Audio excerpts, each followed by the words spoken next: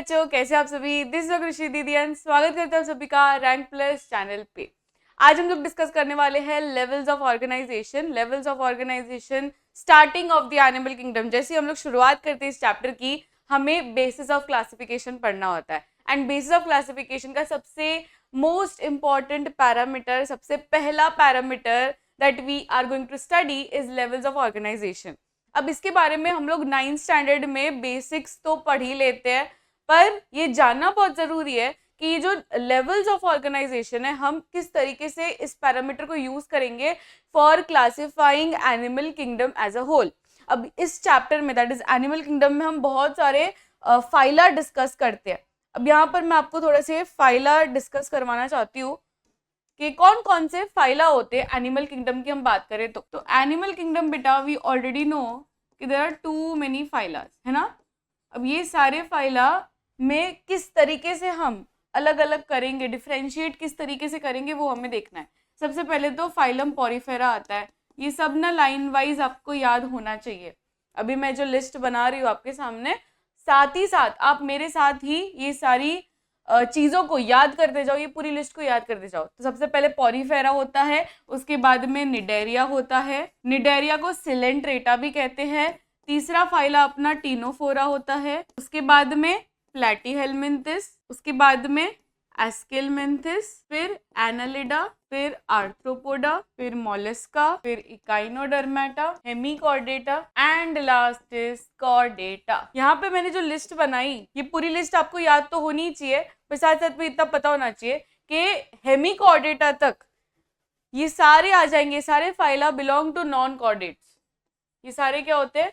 Non chordates. और ये अकेला ऐसा फाइला है जो कि कॉर्डेट्स होता है, ठीक है। तो as the name suggest chordata, तो कॉर्डेटा मतलब सारे, इसमें सारे जो भी आएंगे वो कॉर्डेट्स कहलाए जाएंगे। एंड ये सारे जो भी है दीज आर नॉन कॉर्डेट्स, ठीक है, नॉन कॉर्डेट्स। अब ये दोनों में डिफरेंस क्या होता है, कॉर्डेट्स वर्सेस नॉन कॉर्डेट्स में मैं सेपरेट वीडियो बनाऊंगी, उसमें मैं एकदम अच्छी तरीके से आपको डिटेल में एक्सप्लेनेशन दूंगी कि ये क्या डिफरेंस होता है। पर उससे पहले हमें ये जानना जरूरी है कि ये सारे फाइला जो हमने अभी स्क्रीन पर लिखे, ये सब फाइला में डिफरेंस हम किस तरीके से करेंगे। What is the basis of classification? If we understand the levels of organisation, तो लेवल्स ऑफ ऑर्गेनाइजेशन के हिसाब से हम लोग ना ये सारे फाइला को डिस्कस कर सकते हैं, डिफरेंशिएट कर सकते हैं। सबसे पहले तो मैं लेवल ऑफ ऑर्गेनाइजेशन के बारे में बात करना चाहती हूँ कि लेवल्स ऑफ ऑर्गेनाइजेशन में how many levels are there. Levels of organisation में सबसे पहले हमें बात करनी है about cellular level of organisation, right. Cellular level of organisation मतलब क्योंकि वहां पर ना लूज सेल एग्रीगेट्स होंगे। अब किसी भी कंपनी में आप जाओ या कोई भी इंडस्ट्री में आप जाओ, क्या एक ही इंसान से पूरा काम हो जाएगा? नहीं होगा, right. There will be systems involve, there will be proper patterns involve. कि फॉर एग्जाम्पल कि कोई फाइनेंस टीम का रहेगा, राइट। फिर अगर हम रैंक प्लस की बात करें, ठीक है, अगर हम rank plus as a company की बात करें तो इसमें फाइनेंस टीम अलग होगी, इसमें पीपीटी डिजाइनर्स अलग होंगे, इसमें ग्राफिक डिजाइनर्स अलग होंगे, इसमें जो वीडियो एडिटिंग करते हैं वो लोग अलग होंगे, एडुकेटर्स की टीम अलग होगी जो सिर्फ पढ़ाने का काम कर रहे हैं, राइट। तो ऐसे डिफरेंट डिफरेंट डिपार्टमेंट्स हो गए, मैनेजर्स की टीम अलग होगी। तो there are different different teams involve. तो वैसे ही हमारे बॉडी में, हमारा जो बॉडी है, ये पूरा बॉडी ऐसे ही अकेले से नहीं बन गया।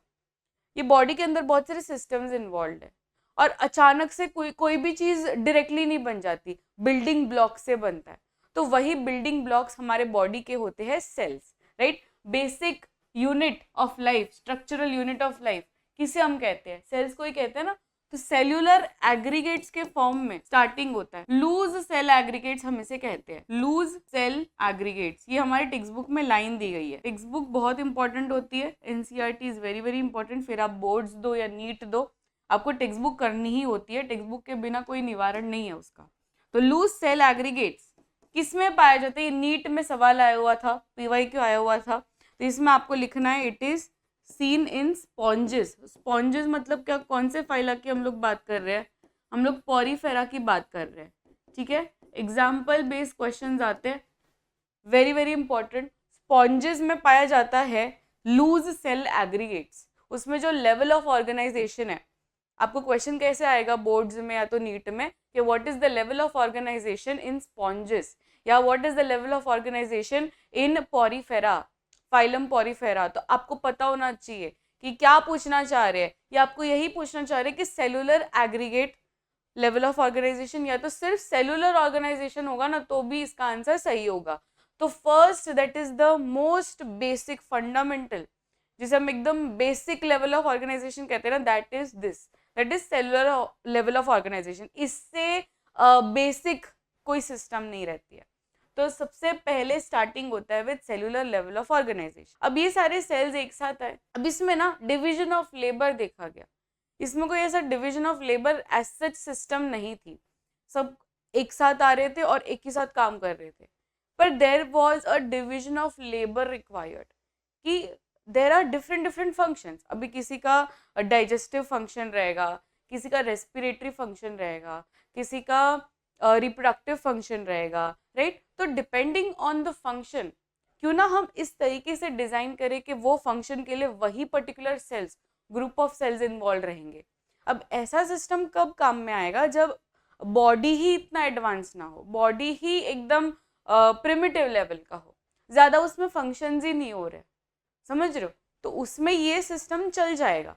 पर ह्यूमंस की हम बात करें तो ह्यूमंस में ऐसा हो ही नहीं सकता, क्योंकि human is a complex organism.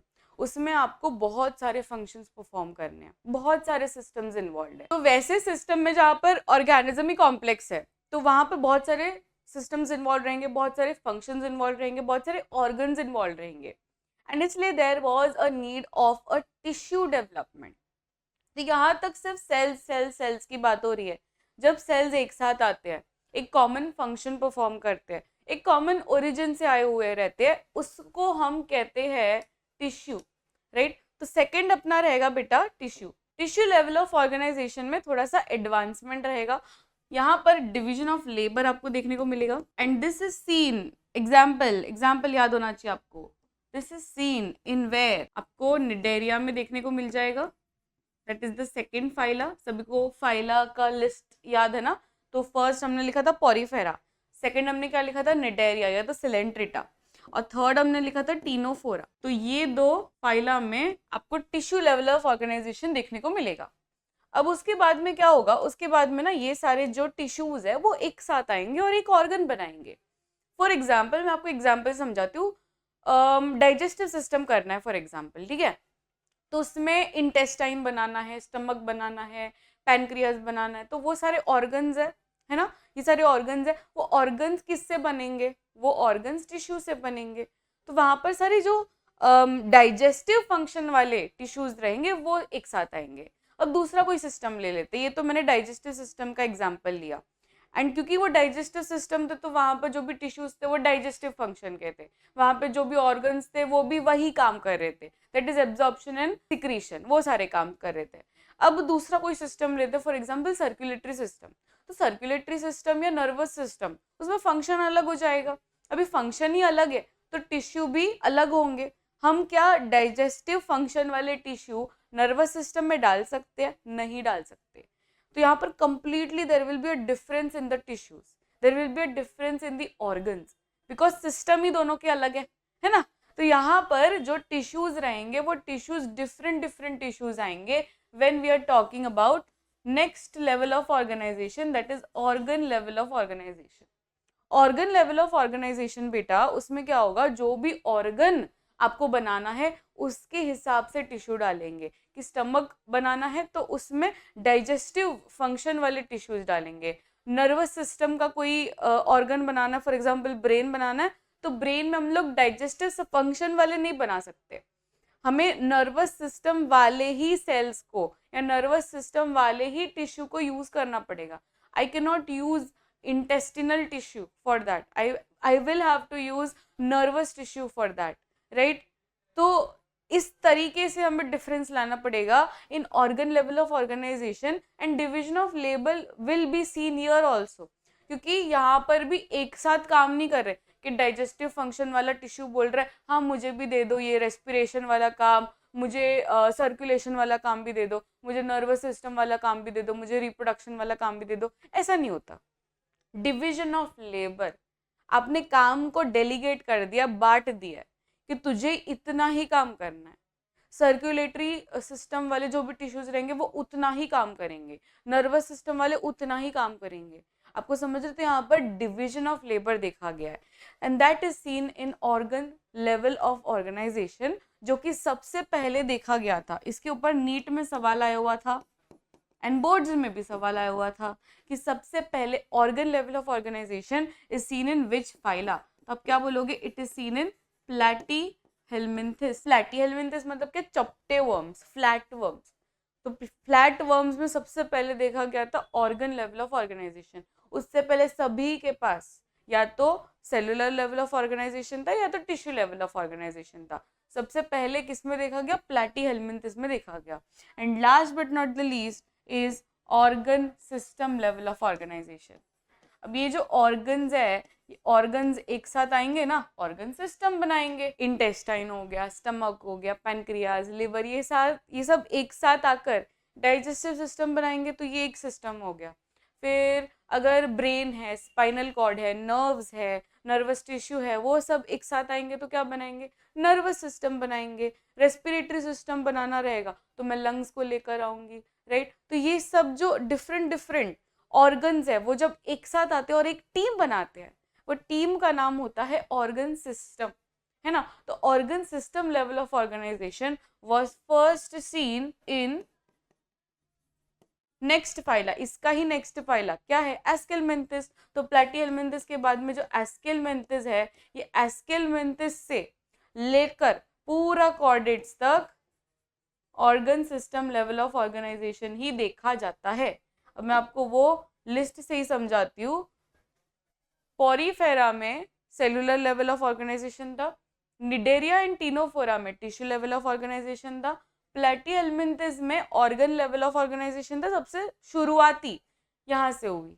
फिर एस्केलमेंथिस में organ system level of organization का शुभारंभ हुआ। यहाँ से लेकर बेटा पूरा कॉर्डेट्स तक सिर्फ और सिर्फ organ system level of organisation ही फॉलो किया जाता है, ठीक है। यहाँ के बाद में कोई भी टिश्यू लेवल या सेलुलर लेवल फॉलो नहीं करता है।